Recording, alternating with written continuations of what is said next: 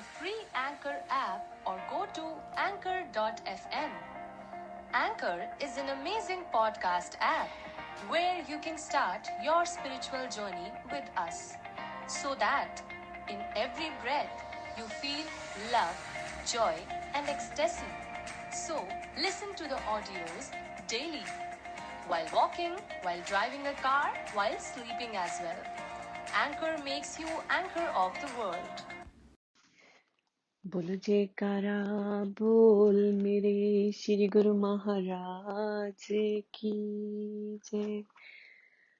बोलो साचे दरबार की जय। बोलो नंद कंद भगवान की जय। संत कहते हैं, आया है सो जाएगा, राजा रंक फकीर, एक सिंहासन चढ़ चले, एक बांधे जंजीर। कि ये कुदरत का नियम है, जो चीज बनी है उसका अंत है, जो आया है उसने जाना है। सुबह हुई है तो रात होगी, सूरज उगा है तो सूरज ढलेगा। ये कुदरत का नियम है और इसको कोई भी नहीं टाल सकता। चाहे इस दुनिया में कोई भी संत आए हैं, भगवान राम आए हैं, भगवान कृष्ण आए हैं, गौतम बुद्ध हुए हैं, कोई भी हुआ है, आए हैं, इस शरीर की जितनी अवधि मिली उस अवधि को पूरा करके वापस निज धाम चले गए। यही कुदरत का नियम है।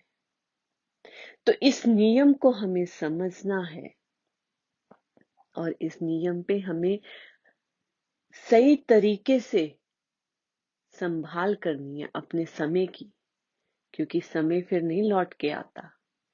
समय एक बार जो चला गया वो वापस नहीं आएगा। ये भी कुदरत का नियम है। तो इस समय को संभालते हुए हमें अपने समय का सही फायदा उठाना है। सतगुरु के बताए हुए नियमों पर चलेंगे तो हमें सतगुरु की प्रसन्नता तो मिलेगी ही, पर इस दुनिया में सच्चे आनंद की प्राप्ति होगी, सच्ची खुशी मिलेगी, जीने का ढंग मिलेगा। हमें केवल और केवल सतगुरु के आगे बैठकर यही कहना है कि सतगुरु दाता दयाल जी, हम तुम्हारी शरण में आ गए हैं। तो श्री गुरु महाराज जी अपना कर कमल हमारे सर पे रखेंगे और हमें अपने चरणों में जगह देंगे, इस दुनिया में जीने का ढंग सिखाएंगे। क्योंकि आम इंसान तो जो रोजमर्रा के काम करते हैं बस माया के पीछे भागता है, और माया के पीछे पीछे भागता इतना लालची हो जाता है, इतना ग्रीडी हो जाता है कि उसको होता है कि ये जो मैंने कमाया है धन वो मैं साथ ही ले जाऊं। पर ऐसा नहीं होता। जो पीछे छूटते हैं उनको भी धन चाहिए, और जिसने कमाया है उसकी भी इच्छा होती है कि मैं साथ ही ले जाऊं, पर कोई नहीं लेके जाता। एक बार की बात है, एक बीमार आदमी था, डेथ बेड पे था, मरने वाला था। तो उसके परिवार ने उससे पूछा कि तुम्हारी आखिरी इच्छा क्या है। उस आदमी ने अपनी आखिरी इच्छा बताई परिवार को कि मैंने जितना धन कमाया है, जितना पैसा कमाया है, मेरी कब्र में मेरे साथ रख देना, क्योंकि ये मेरी मेहनत की कमाई है और मैं इसको साथ लेके जाना चाहता हूं, तो मेरी कब्र में रख देना। तो परिवार वाले सोचते हैं, अच्छा क्या कह सकते हैं कि क्या करें, कि पैसा इसकी कब्र में रख देंगे तो पीछे पीछे जो परिवार है वो क्या करेगा। तो सब सोच में पड़े हैं कि क्या करें।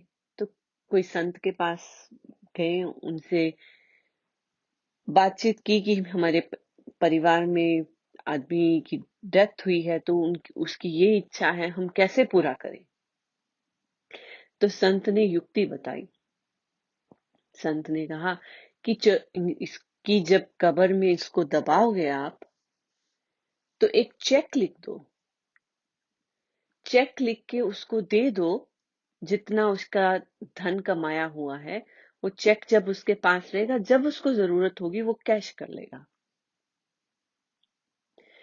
तो इस तरह से उसकी आखिरी विश भी पूरी हो गई और परिवार वालों का पैसा भी नहीं गया। कि जब जाने वाला इंसान चला गया तो वो पैसा कब्र में दबा के क्या करेगा। तो हमें बात को समझना है कि हमें हमारे साथ क्या जा सकता है। हमारे साथ हमारे अच्छे बुरे कर्म जा सकते हैं। खाली हाथ आए हैं, खाली हाथ ही जाना है। सबने कहानी सुनी है। सिकंदर जब मरा था तो उसने अपने परिवार को यही कहा था कि मेरे हाथ दोनों कफन से बाहर कर देना, ताकि पूरी दुनिया को पता चल जाए कि ये जो पूरी दुनिया को जीतने वाला किंग सिकंदर है, जिसने सब पर विजय प्राप्त कर ली, पर जाने के समय वो खाली हाथ जा रहा है। Dying empty hands. तो इस चीज को अगर हम समझे कि हम सच्ची कमाई भी करें, जो दुनिया की कमाई कर रहे हैं उसके साथ साथ सच्ची कमाई भी करेंगे, तो हम मालिक के धूर्धाम में जाएंगे और दुनिया में रहने का ढंग भी मिल जाएगा। अगर कोई अपने डेथ बेड पे होता है, उससे कभी कोई आखिरी इच्छा पूछे कि तुम्हारी लास्ट विश क्या है,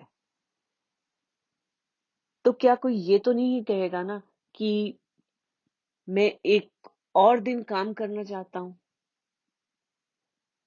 हर कोई यही कहेगा कि मुझे एक और दिन जीने को मिल जाए, जो लाइफ में नहीं किया मैं उसको कर लूं।